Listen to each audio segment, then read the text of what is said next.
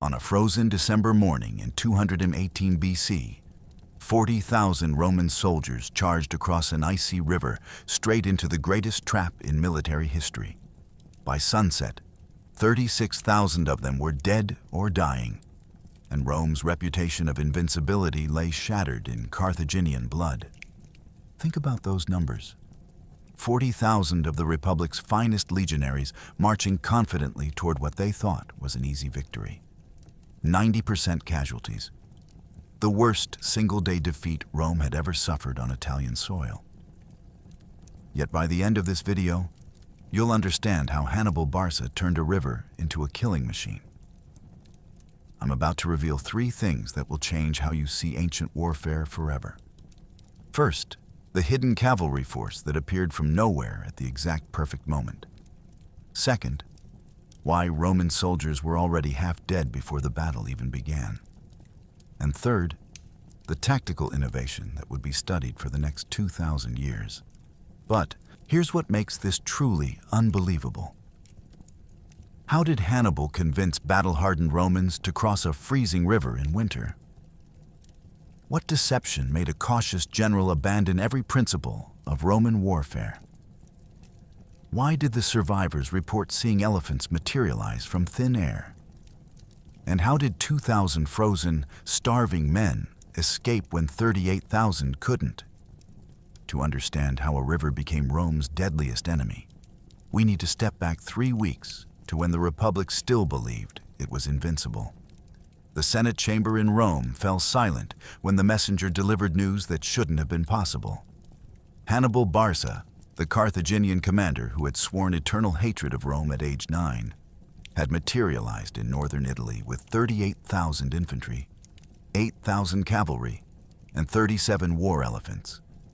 He hadn't sailed around the coast as Roman scouts had predicted. He had done the impossible, marching over the Alps in late autumn, losing half his army to the mountains themselves.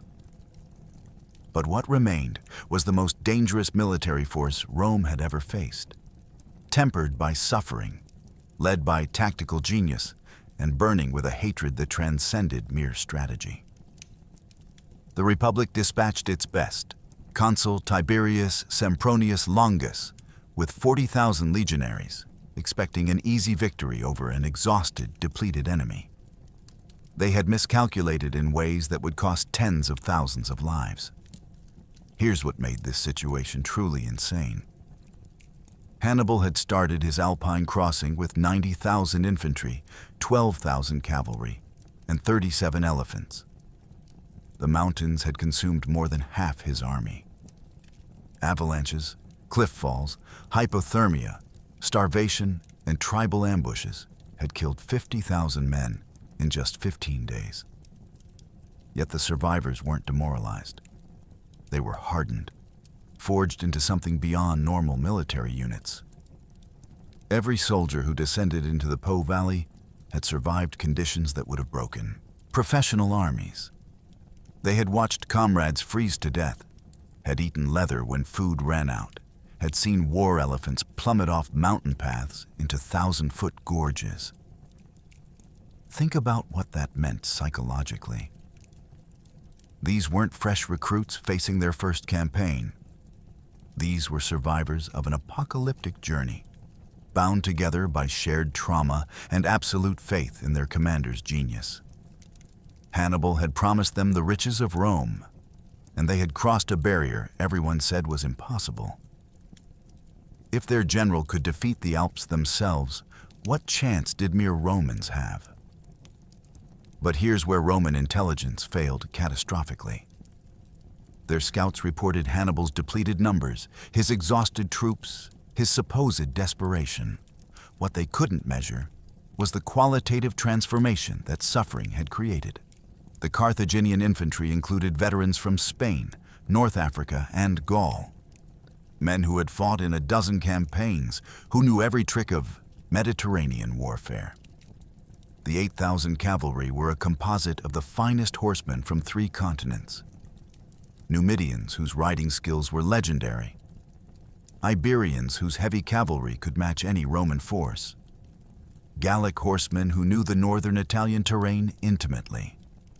The 37 surviving elephants were psychological weapons Rome had no counter for. These weren't the stunted forest elephants of North Africa. These were massive beasts that had survived a journey that killed horses and men. Each one a mobile fortress that could scatter cavalry and infantry formations with a single charge. Roman soldiers had faced elephants before in their wars with Pyrrhus, and the memory of those encounters still haunted military planning. By November 218 BC, Hannibal had established himself near the Trebia River, his army recovering strength, his scouts probing Roman positions. Intelligence reports flowed back to Sempronius in Placentia. The Carthaginian camp showed signs of shortage, limited supplies, men still recovering from alpine privation. It looked like vulnerability. It was calculated deception. Here's what Sempronius didn't know. Hannibal had spent weeks studying Roman psychology, Roman tactics, Roman confidence. He understood that Roman commanders, especially political consuls seeking glory, would see his apparent weakness and attack aggressively. He was counting on it. Every aspect of his camp's appearance, every raid he launched, every position his scouts revealed, was designed to lure Roman aggression into a killing ground of his choosing. The stage was set for the most perfectly executed ambush in ancient history, and Rome's finest consul was about to walk directly into it.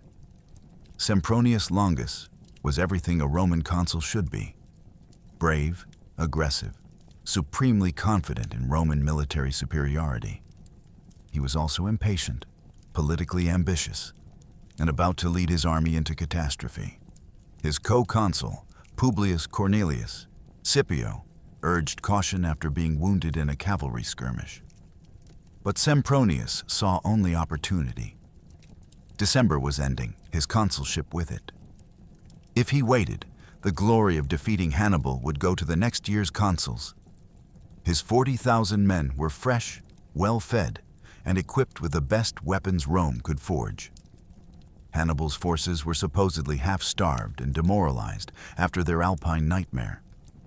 More importantly, Sempronius had just won a minor cavalry skirmish, inflating his already dangerous confidence. The stage was set for hubris to meet tactical perfection. In the Roman camp near Placentia, soldiers prepared for what they assumed would be a straightforward victory. None of them knew they were about to become pawns in the deadliest chess game ever played. The timeline was everything. Sempronius had assumed the consulship in March of 218 BC, giving him until December 31st to cement his legacy. Think about that pressure. 9 months to achieve military glory worthy of a triumph, the highest honor a Roman general could receive. His colleague Scipio had already engaged Hannibal in cavalry skirmishes, stealing some of the spotlight. Worse, Scipio had been wounded, removing him from immediate command, but also giving him the honorable excuse of injury. If Sempronius waited for Scipio's recovery, any victory would be shared. If he waited until January, it would belong entirely to the new consuls.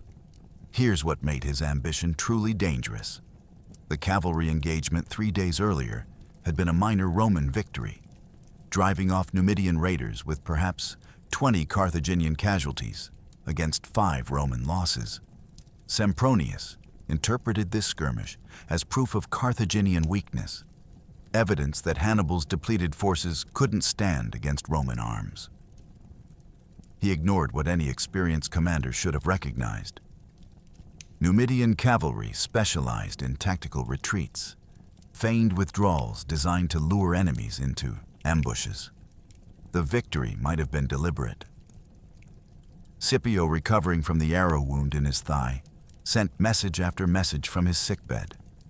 Wait for spring, wait for reinforcements, wait for better intelligence on Carthaginian positions and strength.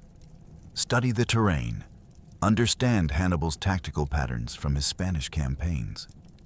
Every message was ignored or dismissed as the caution of a wounded man trying to protect his colleague from surpassing his own modest achievements. But here's what military historians rarely emphasize. Sempronius wasn't just ambitious. He was operating within a system that rewarded aggressive action over strategic patience. Roman political culture celebrated commanders who seized initiative, who brought battles to decisive conclusion, who returned home with spoils and captives for triumph parades. Cautious generals who preserved their armies but won no victories, gained no political advancement. The system itself was pushing Sempronius toward disaster. By mid-December, his 40,000 legionaries were growing restless.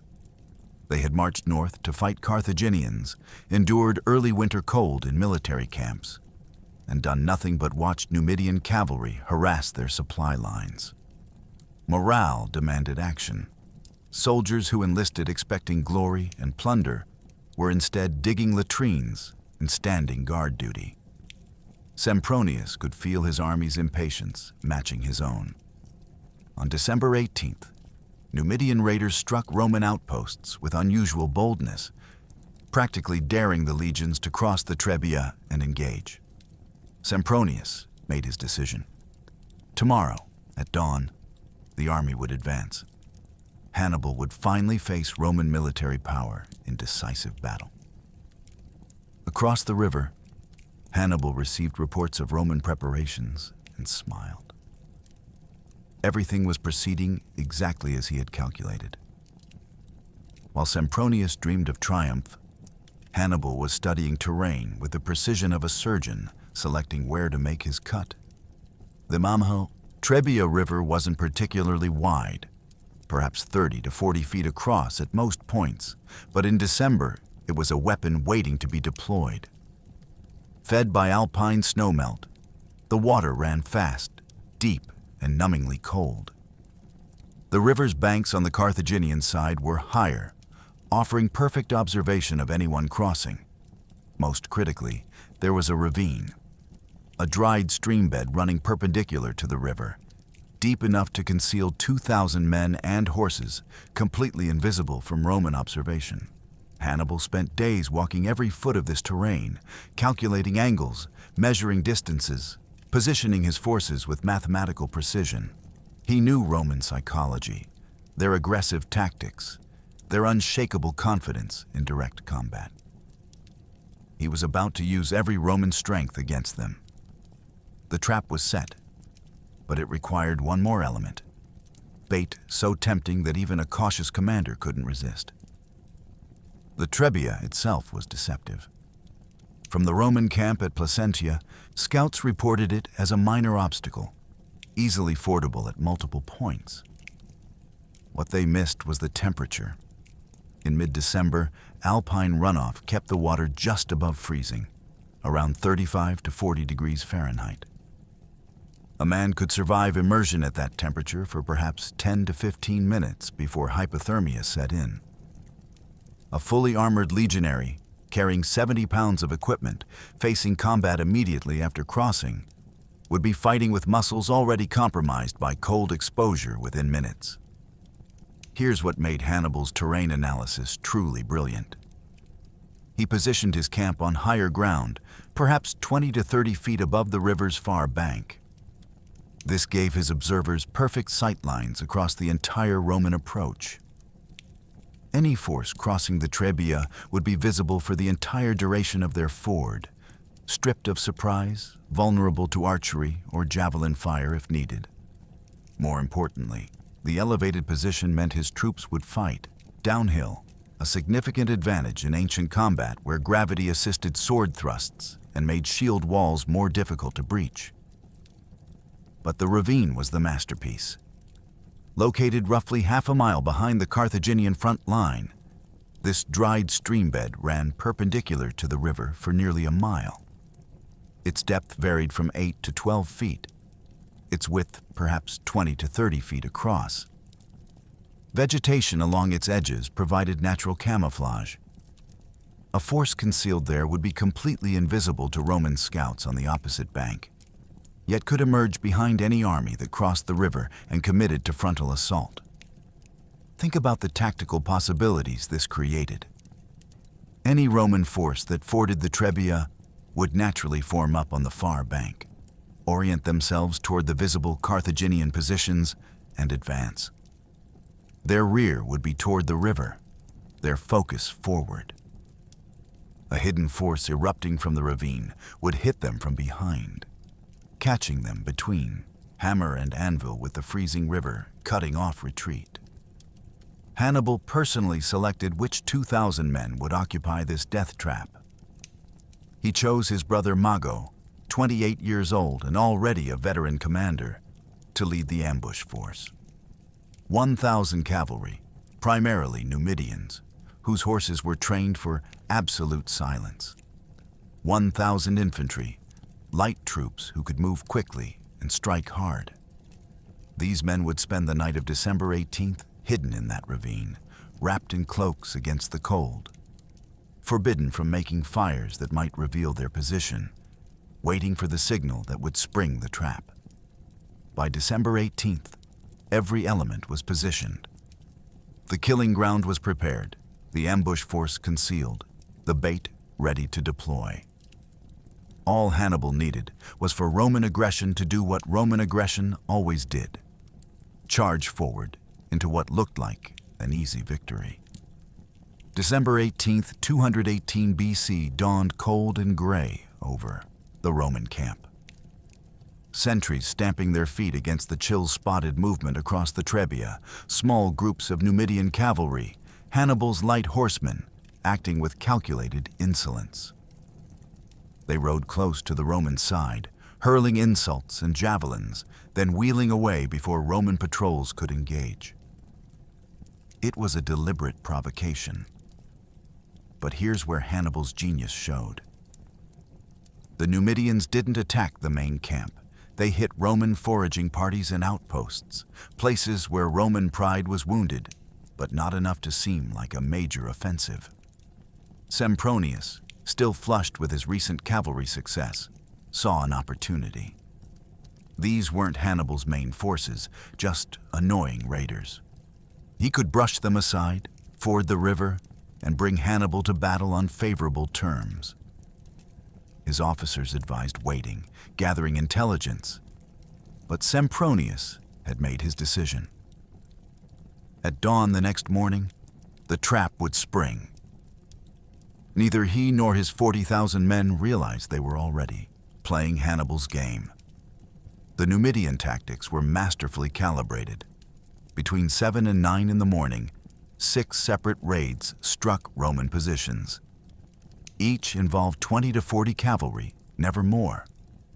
They would gallop to within javelin range, approximately 50 yards, loose their weapons, and retreat before Roman cavalry could organize a countercharge.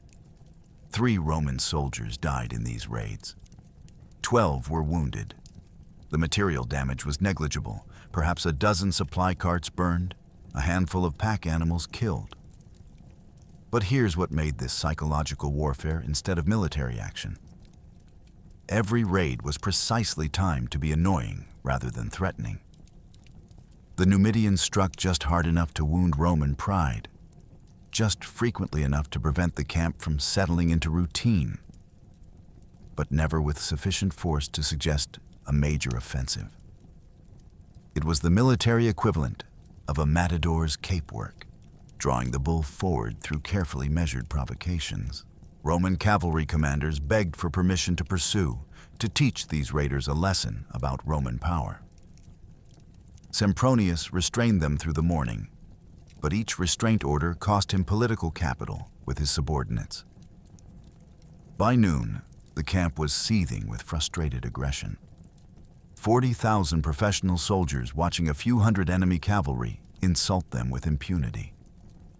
The psychological pressure was building exactly as Hannibal intended. At 2 in the afternoon, a Numidian force struck the camp's southern picket line with unusual boldness. They killed a centurion named Marcus Flavius, a popular officer with 20 years of service, and rode off with his body as a trophy. For Roman soldiers, this wasn't just combat, it was desecration. Flavius's century demanded revenge. Their tribune demanded permission to pursue. Other units, hearing the commotion, echoed the demand. Sempronius called a council of war at 3 o'clock. His senior officers divided sharply. The cautious urged restraint, proper reconnaissance, coordinated response in daylight with full army support. The aggressive demanded immediate action to restore honor and punish these raiders. Think about the dynamics in that tent. Political ambition, military pride, and wounded honor all pulling the consul toward the decision Hannibal needed him to make. The council ended at 4:30 with a compromise that was actually a complete victory for aggression. At dawn tomorrow, December 19th, 6,000 cavalry and light infantry would cross the Trebia to drive off the Numidian raiders. If the raiders fled toward Hannibal's main force, the full Roman army would follow to bring the Carthaginians to decisive battle. It sounded like measured response. It was exactly what Hannibal had spent 2 weeks engineering. Across the river, Mago and his 2,000 men moved into the ravine under cover of darkness, beginning their cold vigil. December 19th began with the Numidian cavalry, returning this time in greater numbers, practically begging the Romans to chase them. Sempronius took the bait completely. Without eating breakfast, without waiting for the winter sun to burn off the morning chill, he ordered 6,000 cavalry and light infantry to drive off the raiders. The Roman force splashed into the Trebia, the shock of freezing water stealing their breath. But discipline held them. They scrambled up the far bank, dripping and shivering, and the Numidians fled, exactly as Hannibal had planned. Sempronius, watching from the Roman side, saw his men driving the enemy backward and made his fatal decision. He would commit the entire army, trap Hannibal's forces against the river, and win his triumph before sunset. At 8 in the morning, he ordered the full advance. 40,000 men, still unfed, began wading into water so cold it felt like knives against their skin. Their armor, their shields, their weapons, everything got soaked. Muscles began to stiffen almost immediately. And ahead of them, Hannibal's forces waited, warm, fed, and ready. The Romans were already beaten before they reached the far bank. The temperature that morning was perhaps 35 degrees Fahrenheit, with the Trebia's water even colder, hovering around freezing. Think about what that means for human physiology. When water temperature drops below 40 degrees, the body begins losing heat 25 times faster than in air of the same temperature. Muscles start to stiffen within minutes. Fine motor control, the kind needed to grip a sword properly or maintain shield formation, begins deteriorating almost immediately. Here's what made Sempronius's decision truly catastrophic. He had rushed the vanguard into action without allowing time for the morning meal. Roman legionaries typically consumed a substantial breakfast of bread, cheese, and diluted wine before combat, providing calories that would sustain them through hours of fighting.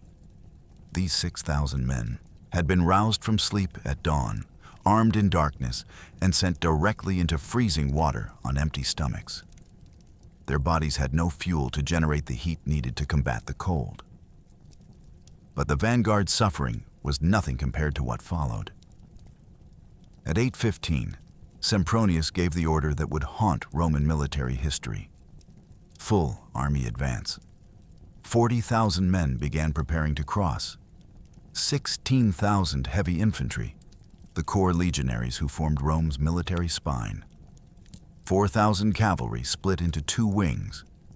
20,000 support troops, velites, supply personnel, and auxiliaries. Every single one of them would have to wade through that freezing river. The crossing took nearly an hour. At the shallowest fording points, water came up to the men's waists. At the deepest sections, it reached their chests. Cavalry struggled to control horses that balked at the cold water, requiring riders to dismount and lead their mounts across manually. Equipment became waterlogged, adding weight. Leather straps swelled and stiffened. Metal armor conducted the cold directly to soldiers' skin, turning protective equipment into instruments of hypothermia. Across the river, Hannibal observes this disaster unfolding with professional satisfaction. His own troops had risen at dawn, eaten hot porridge and meat, warmed themselves at fires built from stockpiled wood. They had rubbed oil on their weapons to prevent rust and cold stiffening, massaged their muscles to keep them loose. Now they watch 40,000 enemies struggling ashore, already shivering, already exhausted, already defeated by simple physics. By 9 o'clock, the entire Roman army stood on the Carthaginian side of the Trebia, dripping, freezing, unfed, and facing an enemy that had spent weeks preparing for this exact moment. The battle hadn't even begun, and Rome had already lost. The sight of 40,000 Roman legionaries crossing the Trebia should have been magnificent, a demonstration of military power that had conquered the Mediterranean. Instead, it was a slow-motion catastrophe. The water came up to the soldiers' chests at the deepest points. Men struggled to keep their shields and weapons above the surface. Cavalry horses, initially balking at the cold water, were forced to cross, their riders already shivering uncontrollably. By the time the Roman army formed up on the Carthaginian side of the river, they were soaked, freezing, exhausted from fighting the current, and still hadn't eaten. Their fingers were so numb that gripping weapons became difficult. Contrast this with Hannibal's forces. They had risen early, eaten hot food, warmed themselves at fires, and rubbed oil on their bodies and weapons to prevent the cold from stiffening their muscles. The Carthaginian commander had spent weeks preparing for this exact scenario, while Sempronius was preparing for a standard pitched battle. Here's what the Roman commanders didn't know. Hidden in that ravine, 2,000 Carthaginian infantry and cavalry under Hannibal's brother Mago had spent the night, wrapped in cloaks, waiting for the signal. The stage was set for the most perfectly executed ambush in ancient military history. By 9:30, medical disaster was unfolding across the Roman formation. Centurions reported men unable to properly grip their gladius swords, the standard Roman short sword that required firm wrist control for effective stabbing. Shield arms trembled under the weight of the scutum, the massive rectangular shield that normally felt manageable, but now seemed impossibly heavy to cold-weakened muscles. Javelin throwers found their range reduced by perhaps 30% as numbed shoulders couldn't generate full throwing power. Think about the caloric deficit these men faced. A Roman legionary in combat burns approximately 4,000 calories per day. These soldiers had consumed 0 calories since the previous evening, perhaps 12 hours ago. Their bodies were already operating on depleted energy reserves when the cold water triggered massive heat loss, forcing their systems to burn even more calories just to maintain core temperature. They were fighting hypothermia and starvation simultaneously. Here's where Roman tactical doctrine became a death sentence. The manipular formation required complex movements, rapid redeployment, precise spacing between units. All of this demanded fine motor control, quick reactions, coordinated action. The cold had stolen all 3 capabilities. Roman soldiers who had drilled these formations thousands of times now struggled to maintain basic positioning. Meanwhile, across the shallow plain between river and ravine, Hannibal's army stands in perfect formation. His African infantry, veterans of Spanish campaigns, wear captured Roman armor and wield captured Roman weapons, deliberately creating visual confusion. His Gallic warriors, massive men who fight half-naked even in winter, show no signs of cold affecting them. The Iberian infantry, equipped with their distinctive falcata swords, wait with professional patience. The 37 elephants positioned with Hannibal's center lumber forward slightly, and even from 200 yards away, Roman horses begin to panic. These beasts represent psychological warfare at its most primal. Romans had faced elephants before, at Heraclea and Asculum against Pyrrhus 40 years earlier, and the institutional memory of those battles still haunted the legions. One elephant, properly positioned, could shatter an entire cavalry squadron through fear alone. In the ravine, Mago watches Roman formations through the winter bare vegetation.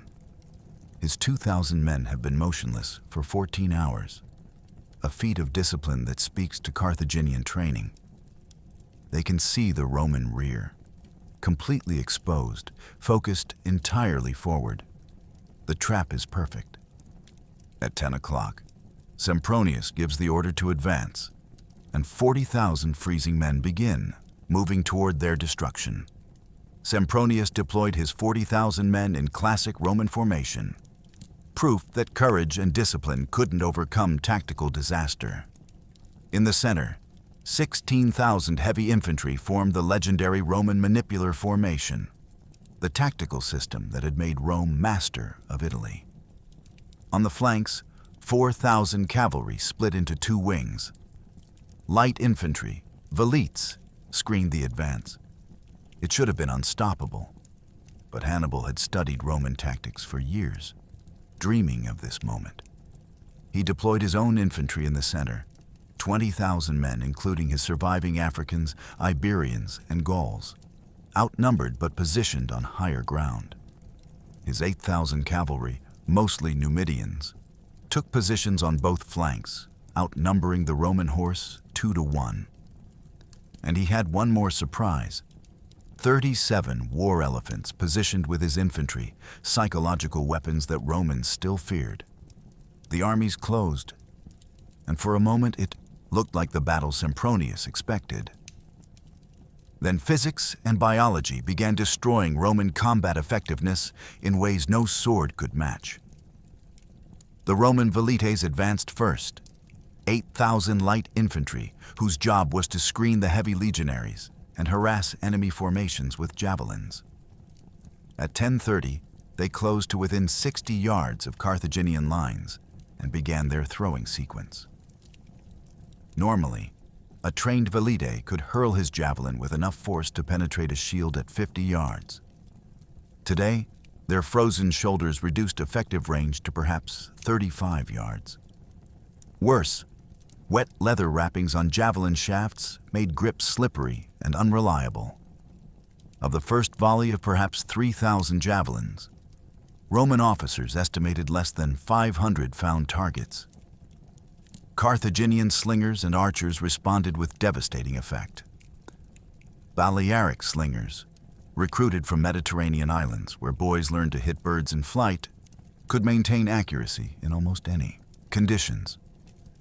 Their lead shot, each weighing perhaps 2 ounces and traveling at over 60 miles per hour, punched through Roman light armor with sickening regularity. Within 10 minutes, the velites were taking casualties at a 3-to-1 ratio, forced to fall back behind the advancing heavy infantry. Here's where the tactical situation became truly desperate. Roman doctrine called for the velites to soften enemy formations before the heavy infantry engaged. That softening hadn't happened. The Carthaginian lines were intact, fresh, and waiting. Meanwhile, the Roman heavy infantry advanced with fingers so numb they could barely feel their weapon grips. At 11 o'clock, the infantry lines collided with a sound like breaking timber. 16,000 Romans smashed into 20,000 Carthaginians across a front approximately half a mile wide. The initial impact favored Rome, their superior armor and training driving Hannibal's center backward. Centurions shouted encouragement as the Yast line moved forward 10 yards, then 20. But on both flanks, catastrophe was unfolding. The 4,000 Roman cavalry faced 8,000 Carthaginian horsemen. and the disparity in condition was immediately apparent. Roman horses, forced across freezing water, responded sluggishly to rider commands. Roman cavalrymen, their legs still wet and cold, couldn't grip their mounts properly with their knees, the essential technique for mounted combat. The Numidian cavalry struck both Roman flanks simultaneously at 11:15, and within minutes, Roman cavalry cohesion began to shatter. The clash of infantry began around 10 in the morning, and the Romans discovered that their bodies had betrayed them. Muscles stiffened by icy water couldn't thrust with full force. Fingers too numb to feel couldn't properly grip shields. Wet leather straps on armor rubbed raw flesh.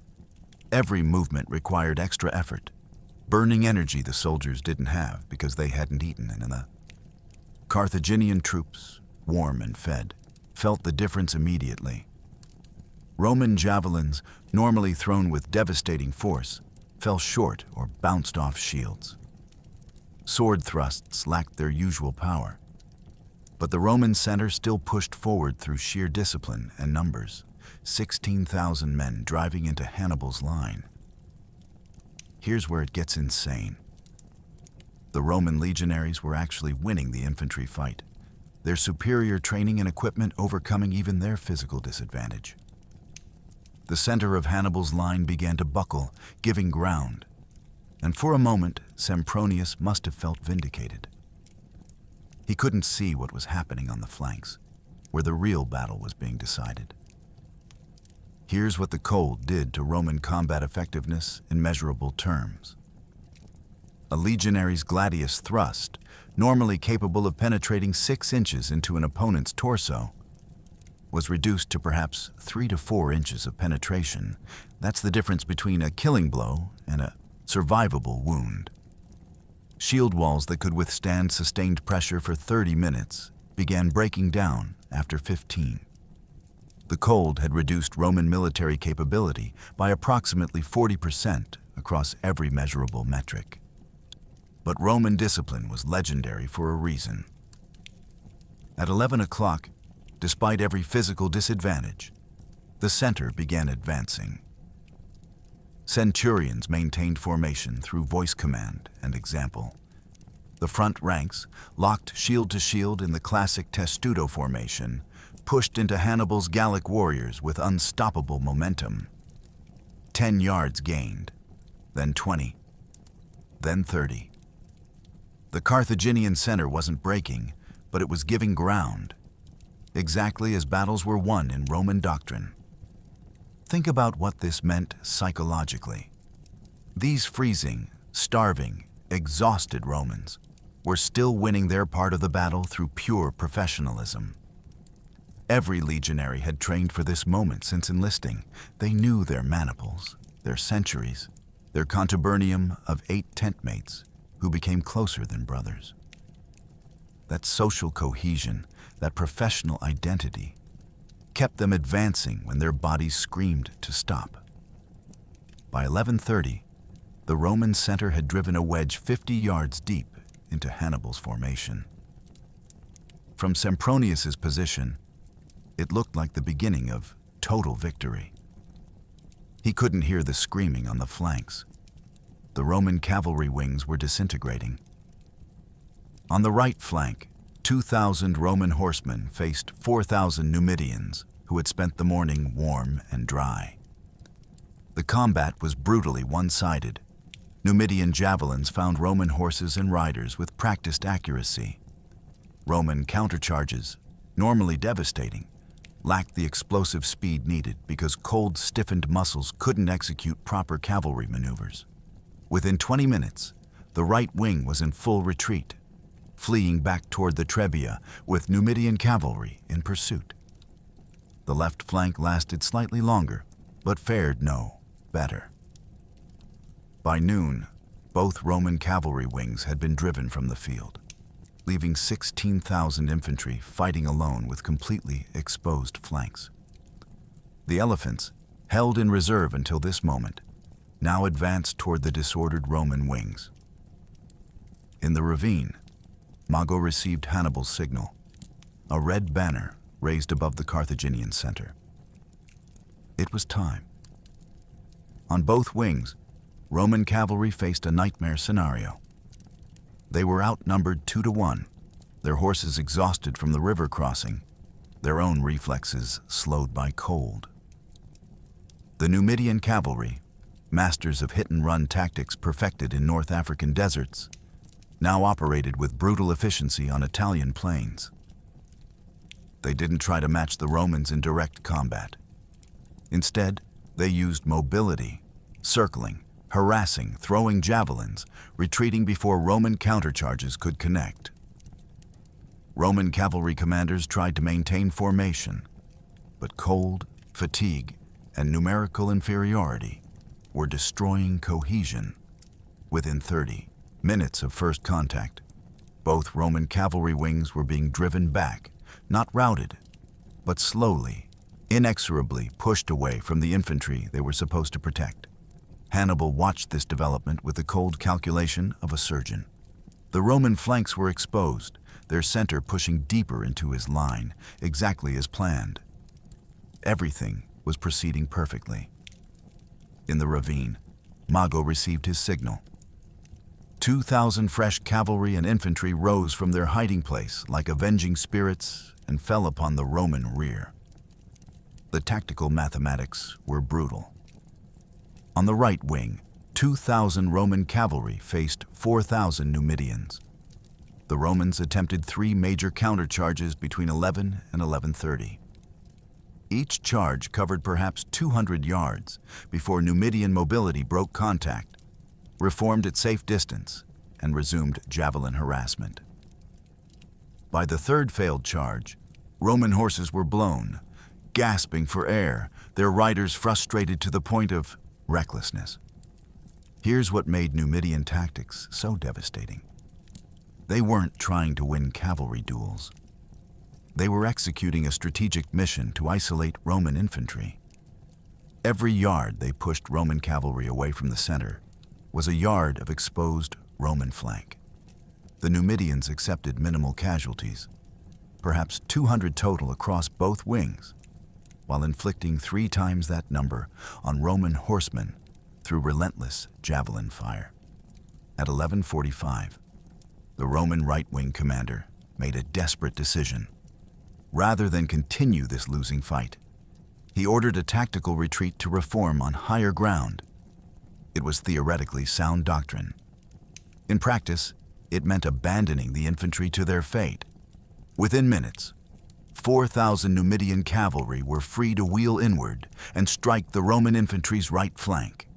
The left wing collapsed 5 minutes later under identical pressure. Roman cavalry losses had reached 1,000 dead and wounded out of 4,000 total, a 25% casualty rate that shattered unit cohesion. The survivors fled toward the Trebia, leaving the infantry completely alone. Think about what this meant for the 16,000 Romans still fighting in the center. They had driven Hannibal's line back 60 yards, a significant tactical success. But now their flanks were naked, cavalry was gone, and 8,000 enemy horsemen were converging on their position from both sides simultaneously. At noon precisely, Mago's 2,000 troops burst from the ravine. The first Roman legionaries knew of this hidden force was when javelins began falling among their rear ranks. Men turned, confused, and saw Carthaginian cavalry and infantry erupting from ground that had been empty moments before. Officers screamed contradictory orders. Some units tried to face about. Others maintained forward pressure, creating chaos in the Roman formation. The trap had sprung perfectly.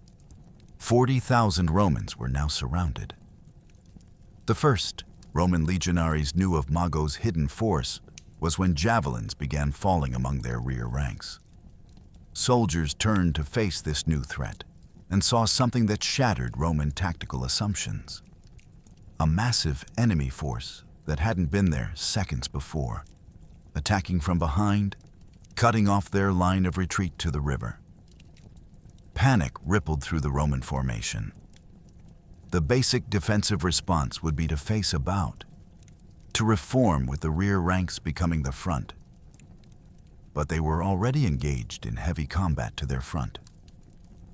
Roman centurions screamed orders, trying to maintain cohesion, but the situation was deteriorating by the second. The Roman center, which had been pushing Hannibal's line back, suddenly found itself fighting on two fronts with exposed flanks. Then Hannibal's cavalry, having driven off the Roman horse, wheeled inward and struck the Roman infantry from both sides simultaneously. In less than 5 minutes, the entire tactical situation had reversed.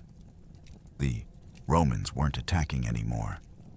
They were surrounded. Mago's ambush force hit the Roman rear at 12:05 with devastating precision. 1,000 Numidian cavalry and 1,000 light infantry struck a formation designed to face forward, not defend its back.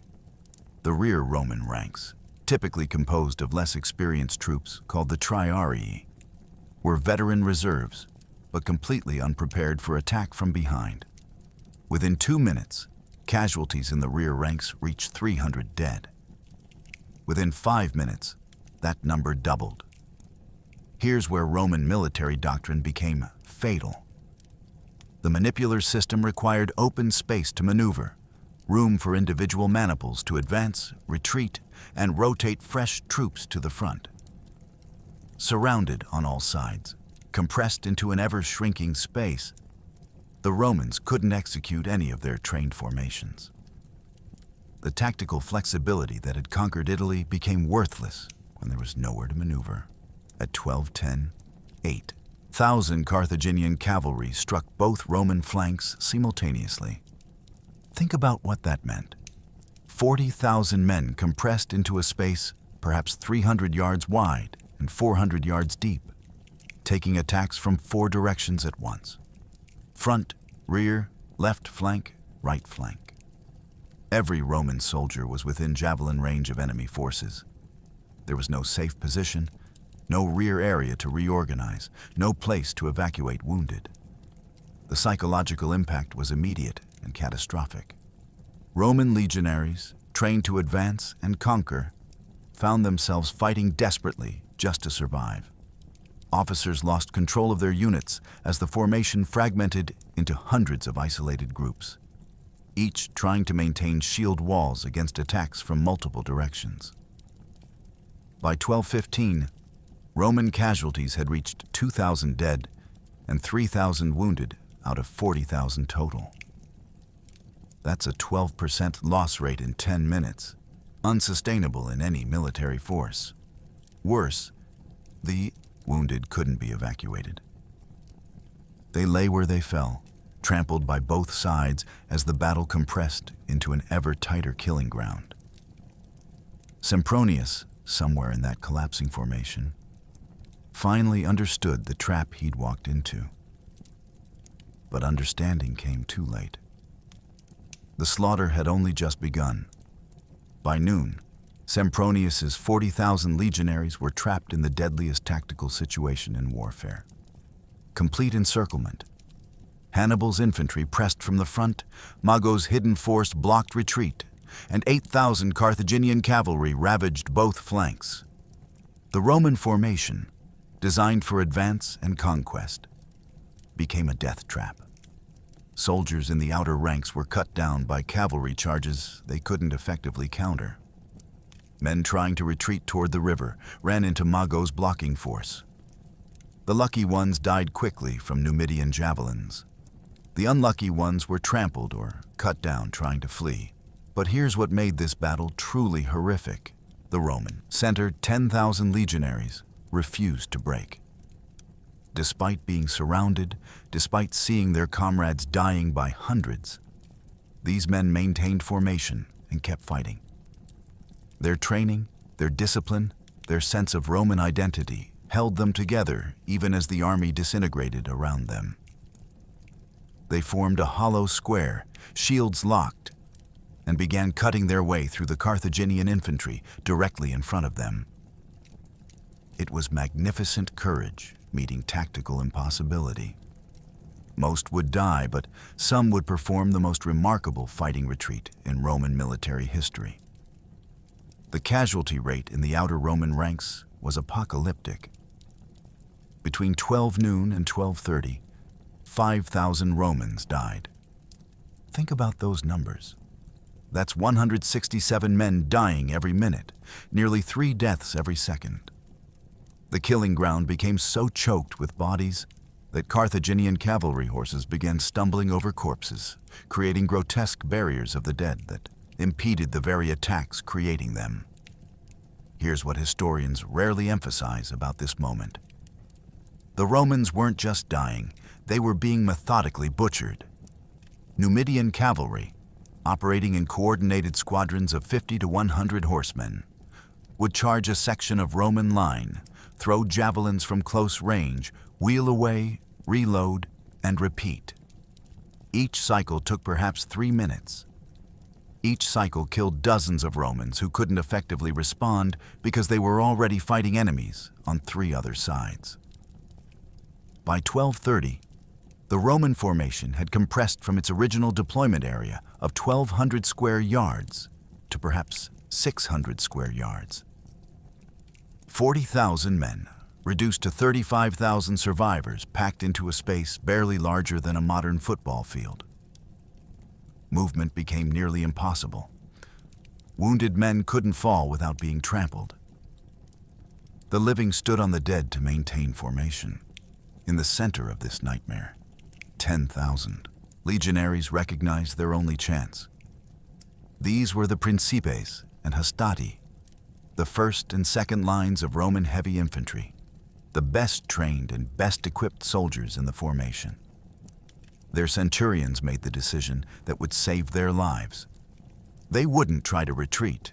They would attack straight through Hannibal's front line. At 12:40, these 10,000 men formed a massive wedge formation, shields locked in testudo, and began advancing. Not retreating, advancing, directly into the Gallic warriors who had been slowly giving ground all morning. But now the Gauls faced something terrifying. Desperate Roman veterans fighting with the fury of men who knew death was their only alternative to victory. The wedge smashed into Hannibal's center like a battering ram made of Roman steel and iron will. What happened next shocked both armies. While the bulk of the Roman army dissolved into massacre, 10,000 legionaries in the center achieved something Hannibal hadn't planned for. They punched completely through his infantry line, fighting with the desperate fury of men who knew death was their only alternative to victory. Carthaginian troops, who had been ordered to contain them, gave ground rather than face the armored wedge of Roman heavy infantry. These weren't panicked men running. This was a controlled breakthrough, officers maintaining formation, men protecting wounded comrades, shields locked in the testudo formation that made them nearly invulnerable to missiles.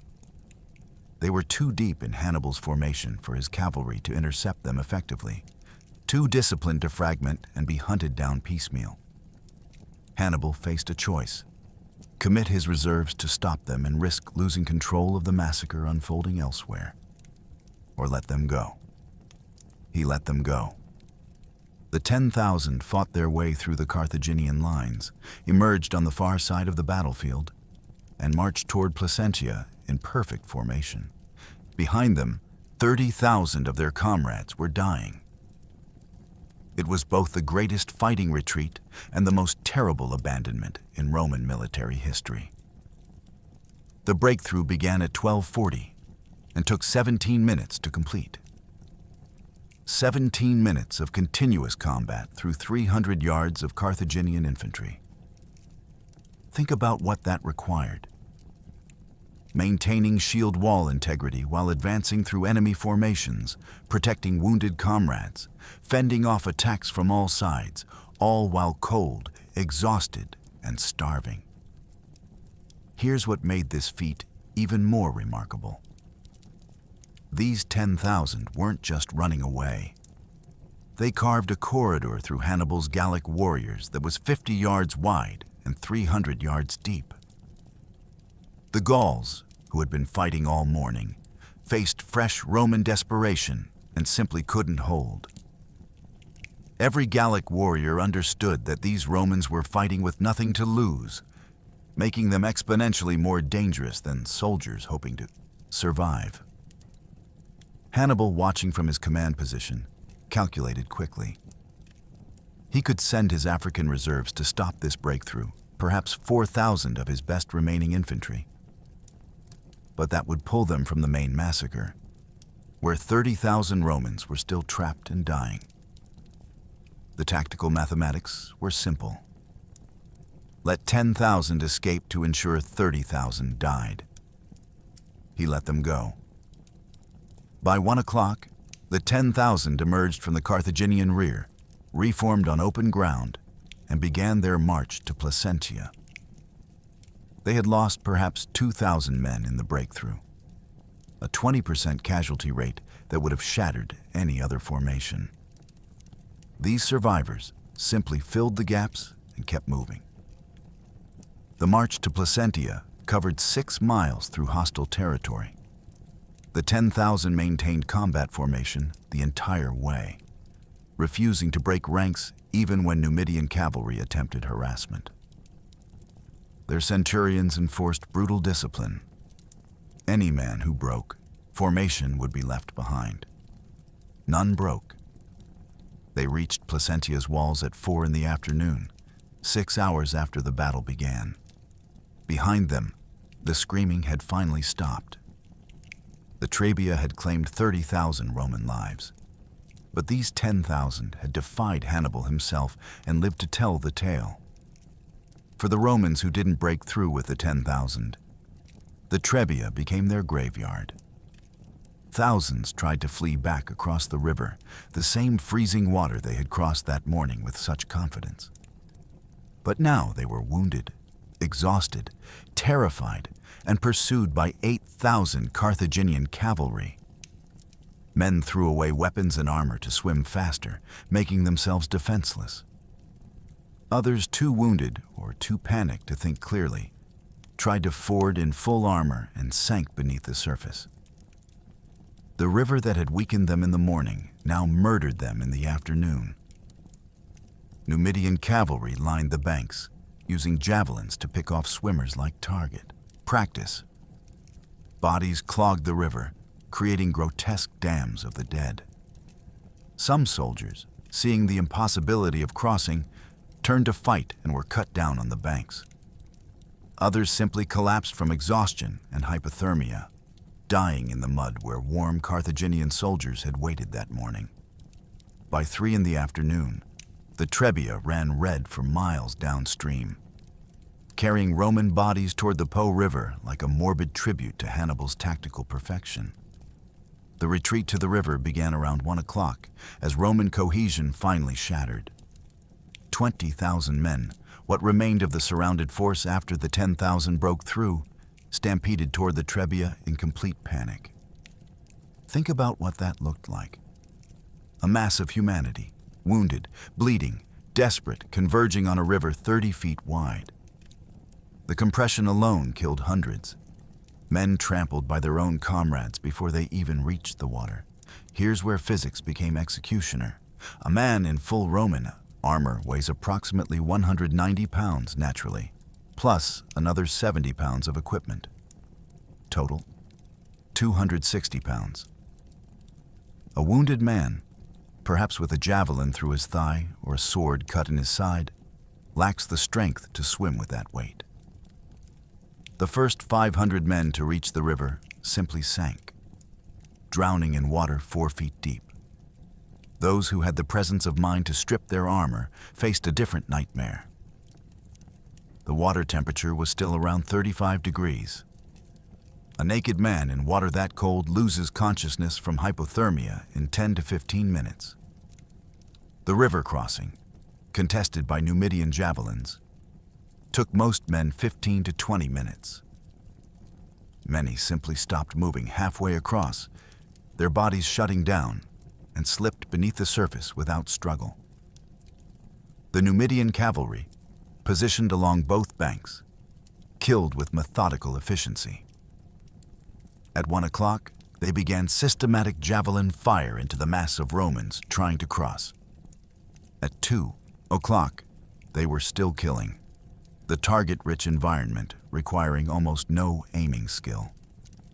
Conservative estimates placed Numidian kills during the river massacre at 4,000 men, virtually all defenseless or wounded. By 2:30, the Trebia's current had created a dam of corpses at the first downstream bend, forcing the water to find new channels through the marsh. Romans who reached this barrier faced the choice of climbing over their dead comrades, swimming around into deeper water, or simply giving up. The killing finally stopped around 3 o'clock. Not because the Carthaginians showed mercy, but because there was nothing left to kill. As the winter sun began its early descent, the scale of catastrophe became clear.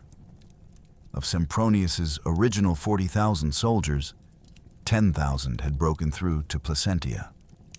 Perhaps 2,000 more escaped in small groups, swimming the river or hiding until nightfall. That left 28,000 dead or captured on the battlefield itself. Carthaginian forces methodically worked through the fallen, finishing the wounded, stripping bodies of equipment. The Roman cavalry, nearly 4,000 men, had been almost completely destroyed, less than 300 surviving. The velites, light infantry who had screened the Roman advance, were annihilated entirely. But here's what made this defeat truly devastating. These weren't militia or hastily raised levies. These were the core legions of the Republic, trained soldiers who represented years of military investment. Each dead legionary meant a citizen farmer who would never return to his fields, a taxpayer who would never contribute to Rome's wealth, a father who would never raise sons. Hannibal's losses were remarkably light, perhaps 5,000 dead and wounded, mostly from the initial clash when the Roman center pushed through his infantry. The casualty ratio was nearly 6-1, a result that belonged more to mythology than historical warfare. Let those numbers sink in for a moment. 28,000 dead. To put that in perspective, that's equivalent to losing the entire population of a major Roman city in 6 hours. The Republic's census records show approximately 300,000 citizens of military age across all territories. In one afternoon, Rome had lost nearly 10% of its entire military-eligible population. Here's what made the economic impact even more catastrophic. Roman legionaries weren't professional soldiers. They were citizen farmers who provided their own equipment. Each dead legionary represented an investment of approximately 1,000 denarii in armor, weapons, and training. 28,000 dead meant 28 million denarii in military capital simply erased. That's equivalent to 3 years of Rome's entire annual military budget, destroyed in one battle. The equipment losses were equally devastating. 16,000 sets of legionary armor, the distinctive lorica hamata, chainmail that took skilled craftsmen months to produce. 20,000 gladius swords, each requiring specialized metallurgy. 16,000 scutum shields, manufactured from laminated wood and reinforced with iron. All of it now in Carthaginian hands or rusting in the mud of the Trebia. But the human cost transcended economics. These 28,000 men left behind perhaps 15,000 widows, 40,000 fatherless children. Entire Roman villages lost their military-age male populations in a single day. Farms across Latium, Campania, and Etruria would lie fallow next spring, because the men who should have plowed them were dead in northern Italy. Hannibal's 5,000 casualties, by contrast, were manageable. His army had started the campaign with 46,000 troops. After the Trebia, he commanded approximately 41,000, having actually gained strength by recruiting Gallic warriors impressed by his victory. The strategic balance had shifted. dramatically in Carthage's favor. By 4 o'clock, Carthaginian burial parties began the grim work of disposing of 28,000 bodies. The task would take 3 days. The political earthquake in Rome would last much longer. Sempronius Longus reached Placentia with the 10,000 survivors, his political ambitions drowned in the Trebia's frozen waters. He had led 40,000 men into battle that morning. He returned with 1/4 of them by nightfall. The consul who had been so eager for glory now commanded a shattered force, traumatized, depleted, their confidence in Roman invincibility broken along with their comrades' bodies. But here's what makes his failure even more profound. Every element of his defeat had been preventable. If he had waited for his co-consul Scipio to recover from his wounds, if he had scouted the terrain properly, if he had fed his men before forcing them to ford a freezing river, if he had shown even basic tactical caution, tens of thousands might have survived. The 10,000 who did survive hadn't been saved by Sempronius's leadership. They had saved themselves through sheer discipline and courage, despite his catastrophic decisions. The Senate would eventually recall him, but the political damage was nothing compared to the strategic disaster he had enabled. Rome's northern defenses were shattered. The path to Italy's heartland lay open, and Hannibal had proven he could destroy Roman armies at will. The survivors who filed through Placentia's gates at 4 in the afternoon told stories that would haunt Roman military planning for generations. They spoke of watching 30,000 comrades die in 6 hours, of the Trebia running red with Roman blood, of hidden forces appearing from nowhere, of cold so intense that men couldn't feel their hands gripping weapons. Every account pointed to the same conclusion. Their consul had led them into a trap so obvious that hindsight made it seem intentional. Here's what the military inquiry would later reveal.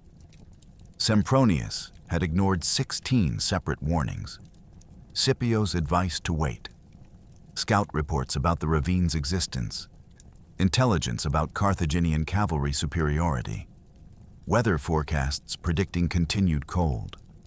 Every single warning was documented, presented to the consul, and dismissed. Think about that level of institutional failure.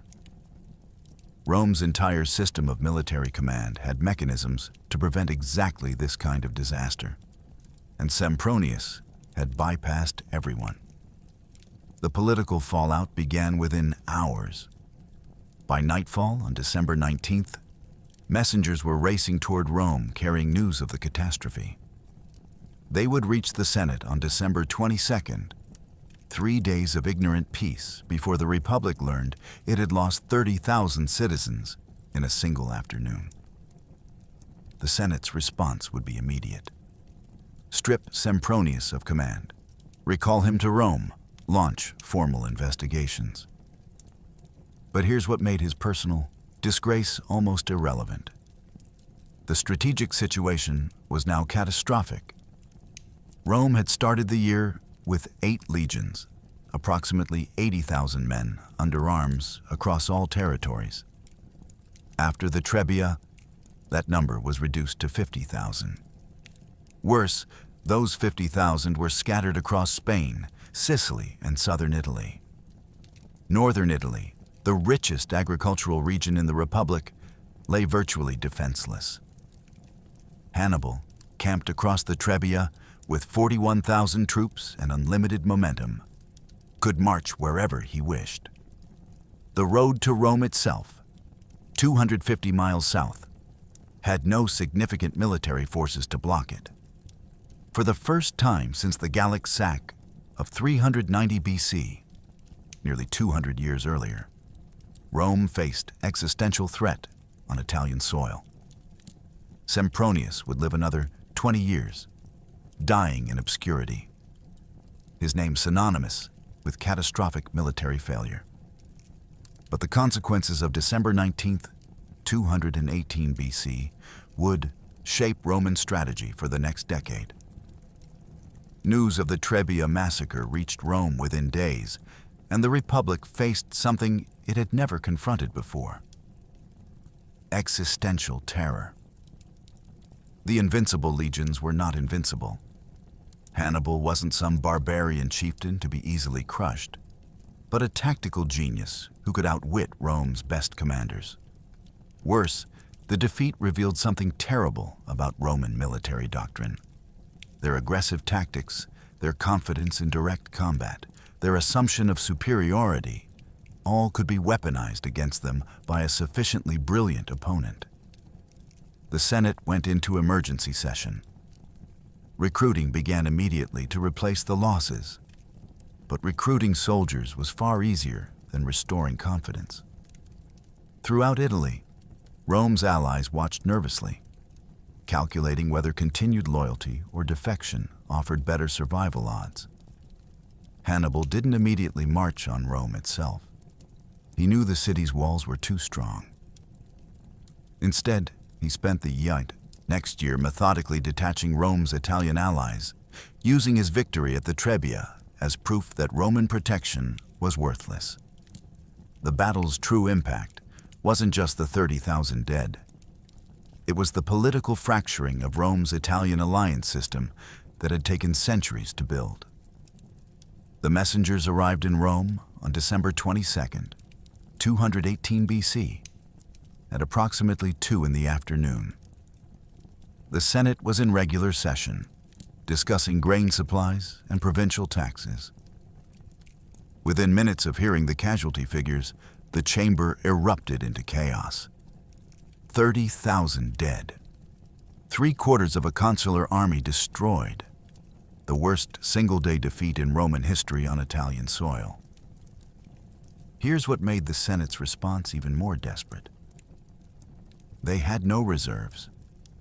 Rome's military system relied on citizen soldiers who served when called, then returned to their farms. There was no standing professional army to deploy. Every available fighting-age man was already serving in one of the 8 legions scattered across Rome's territories. To replace the Trebia losses, they would need to recruit men previously considered too young, too old, or too poor for military service. The emergency recruiting decree passed on December 23rd called for the immediate enrollment of 16,000 new soldiers. The property requirement for military service, normally set at 11,000 asses, was reduced to 4,000. Boys as young as 17, previously exempt, were made eligible. Men up to age 50, normally retired from active service, were recalled. Think about what that meant. Rome was scraping the bottom of its manpower barrel just to field replacement forces. But the recruiting numbers told only part of the story. Within 3 months of the Trebia, 8 major Italian cities defected to Hannibal. The cities of Brundisium, Tarentum, Capua, and 5 others, collectively representing perhaps 150,000 people and 20,000 potential soldiers, switched sides. They had calculated that Hannibal could protect them better than Rome could. Here's what Roman intelligence reports revealed about Hannibal's movements. He didn't pursue the fleeing survivors to Placentia. He didn't march on Rome. Instead, he spent the winter of 218 to 217 BC in northern Italy, recruiting Gallic warriors, resting his army, and sending diplomatic envoys to every Roman ally within 200 miles. His message was simple and devastating. Rome cannot protect you. I just proved it at the Trebia. By spring of 217 BC, Hannibal's army had grown from 41,000 to approximately 60,000 men through Gallic recruitment. Meanwhile, Rome struggled to field replacement legions from a traumatized, depleted population. The strategic balance had fundamentally shifted. The Battle of the Trebia became a textbook example of how terrain, timing, and psychological warfare could overcome numerical and equipment advantages. military academies would study Hannibal's tactics for the next 2,000 years, noting how he had turned every Roman strength into a fatal weakness. The aggression that had won Rome an empire became suicidal overconfidence. The heavy infantry that dominated Mediterranean battlefields became trapped and immobile. The discipline that held formations together became a death sentence when surrounded. Even the river, normally a minor tactical obstacle, became the deadliest weapon on the field through simple timing and environmental exploitation. For Rome, the Trebia taught a harsh lesson about hubris, but it also revealed something about Roman character that Hannibal couldn't have predicted. Despite losing 30,000 men in a single afternoon, despite seeing their tactical assumptions shattered, despite facing a military genius at the height of his powers, Rome didn't surrender. They rebuilt, they adapted, they eventually found commanders who could match Hannibal's brilliance. The Trebia was Rome's worst single-day defeat on Italian soil, but it became the foundation for Rome's ultimate victory. The Republic learned that superiority must be earned in every battle, that terrain matters more than courage, that a frozen river could kill more effectively than any sword. These lessons, purchased with 30,000 lives, would eventually forge the military machine that would dominate the Mediterranean world for 500 years. Modern military historians identify 6 revolutionary tactical innovations Hannibal demonstrated at the Trebia. First, the use of environmental conditions as a force multiplier, weaponizing cold water to reduce enemy combat effectiveness by 40%. Second, the hidden reserve ambush, placing 2,000 troops in concealment for 14 hours. Third, the calculated use of bait forces to manipulate enemy decision-making. Fourth, the systematic exploitation of enemy psychological weaknesses. Fifth, the timing of multiple simultaneous attacks to create overwhelming pressure. Sixth, the willingness to accept partial enemy success to achieve total strategic victory. Think about the tactical influence across history. Napoleon studied the Trebia before Austerlitz. Rommel referenced it in North Africa. Modern military academies from West Point to Sandhurst still teach Hannibal's river crossing trap as the perfect example of terrain exploitation. The battle entered military lexicon as shorthand for brilliant tactical deception. Here's what makes Rome's response even more remarkable. They didn't just survive this defeat. They systematically learned from it. Within 2 years, Roman commanders adopted Fabian tactics, avoiding pitched battles, using terrain to their advantage, refusing to fight on Hannibal's terms. The aggressive doctrine that destroyed 40,000 men at the Trebia evolved into flexible, adaptive strategy that would eventually defeat Carthage itself. The casualty statistics tell the story of transformation. The Trebia, 30,000 Roman dead. Lake Trasimene, 6 months later, 15,000 Roman dead. Rome still learning.